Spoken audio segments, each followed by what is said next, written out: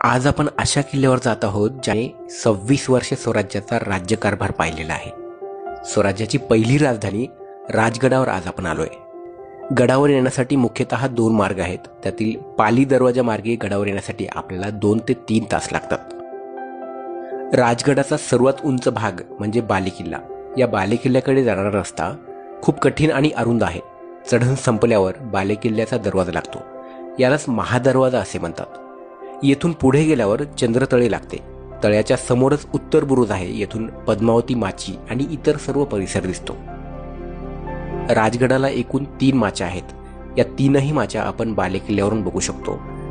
धुक्यात हरवलेली संजीवनी माची आता आपण बघत आहोत, तर पद्मावती देवीचे मंदिर असलेली पद्मावती माची सुद्धा आपण बालेकिल्ल्यावरून बघू शकतो। 4500 फूट उंच असलेल्या राजगडावरून स्वराज्यातील